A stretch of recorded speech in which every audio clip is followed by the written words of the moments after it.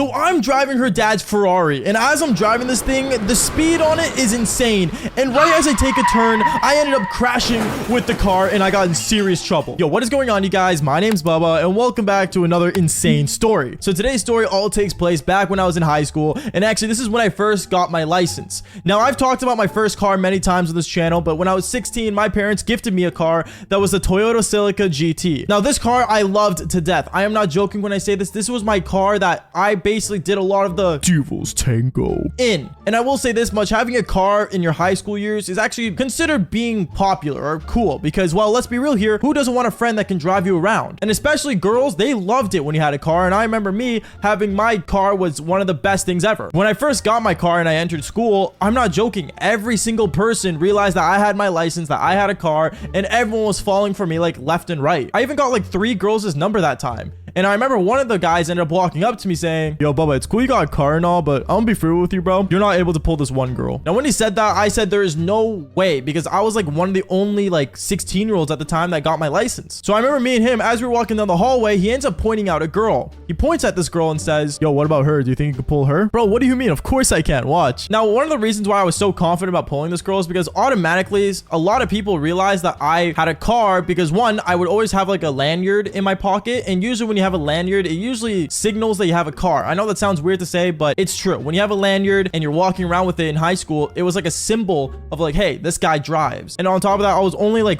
one of the other cars that were in the parking lot. And also my license plate was pretty iconic because it had the number 69 on it, but that's not important. Going on with the story, I remember I walked past this girl and afterwards she gave no glance to me whatsoever. And I remember I decided to walk past her again the other way and she still didn't look at me. So I decided to just straight up walk up to her and be like, "Hey, like, what you doing after school today?" She ends up looking at me kind of just weirded out instead of like aroused, and she looks at me saying, nothing, I'm just doing my own thing and like hanging out. Why? What's going on?" "Oh, nothing. I was just wondering, like, do you want to like maybe hang out? I got a car and I can like pick you up and drive you if you want." "Oh, really? What car do you have?" Now, when she asked me what car I had, I thought I was in. But then afterwards, when I told her my car, she wasn't really surprised. Now, I'm not gonna lie, the car I had wasn't a sports car, but it was one of the cooler shapes, and I'm not gonna lie to you, it looked cool. Like, it's a Toyota Celica GT, like, it looks fancy. But when I told her that, she just didn't really care. It seemed like that she, I guess, had better. So I ended up telling her, "Oh, like, what car do you drive?" Kind of like to like make fun of her that she wasn't a driver as well. But then she said, "Oh, like, I don't drive, but my dad drives me to school and he has a Ferrari." I remember when she said her dad had a Ferrari, I was in shock because obviously Ferraris are like super rare and not many people come by a Ferrari nowadays. So I remember I basically was like in shock. I was like, "Yo, your dad drives a Ferrari?" Pfft,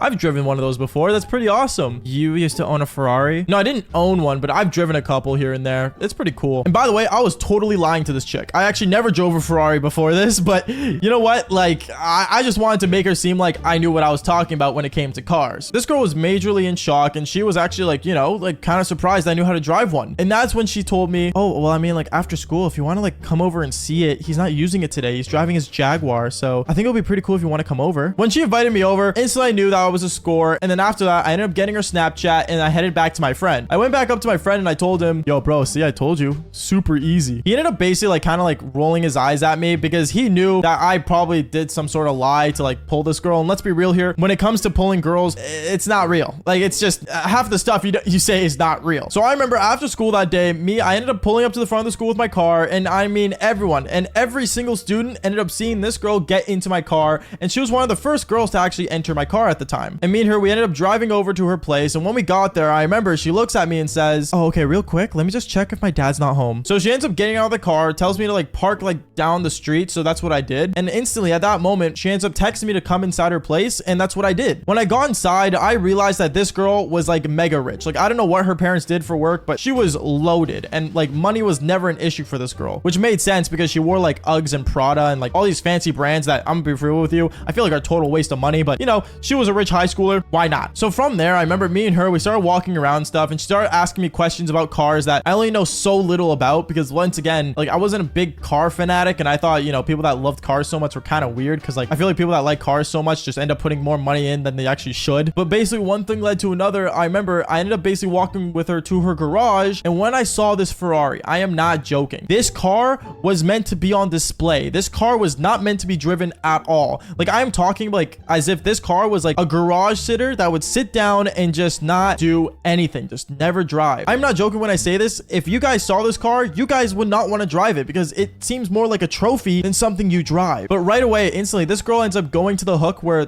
the Ferrari key was at, and she ends up grabbing it and basically tossing it to me and says, here, you want to drive another Ferrari? At this point, I started kind of panicking. I didn't know if I should actually drive this car. I was actually kind of scared. But me knowing that I really wanted to pull this girl and impress her in a way, I ended up thinking, how hard can it be? So I ended up basically getting in this car. And one thing I'm going to say is thank God that this car was an automatic car and not a manual, because if it was a manual Ferrari, this whole mission would have been a fail. But basically, I remember when I sat inside, I saw it was an automatic. I ended up just putting the thing to drive, and me and her, we ended up going for a little cruise. Now, I'm going to say this right now. For people that have never driven a Ferrari, I'm going to say the pedal is super sensitive. Like, you think Tesla pedals are super sensitive? Ferrari pedals with a huge engine is insanely sensitive. Like, the slightest tap can make you go flying. So I remember I tried to stay in like a 50 to 60 kilometer range for all those Americans out there. I think that's around like 30 kilometers per hour to like 35-ish. And I tried to play it really, really safe. But obviously this girl, she thought like, you know, me, I was like a total road rat. She thought I was like, you know, a person that knew how to drive through and through. So she's like, but wait, you know, you can drive a little faster, right? Like, this thing has an engine for a reason. And at this point, I started panicking. I'm like, well, I mean, we're on the main roads. I don't know if that's a good idea. And then she was telling me to take the car to the highway. So she ends up putting in this Ferrari, the GPS, like where the nearest highway was. And I knew where it was. I don't know why she put in the GPS. It's pretty obvious when you're near a highway. And basically, I headed towards the highway. When I got on the highway, I am not joking, I ended up driving that thing super, super quick. Quick to the point where like me and her, we ended up like kind of like falling back on our seats as if we were going really fast, as if we were going on a rocket. Now, obviously, I was really scared. I'm not joking when I say this. I was terrified, knowing that this was not my car and knowing that if anything happened to this car, I would be in serious trouble. And guess what ended up happening? Something bad happened to the car. Because I remember right after the whole highway thing of me driving like super fast on the highway with this girl, right as I'm about to turn into her house,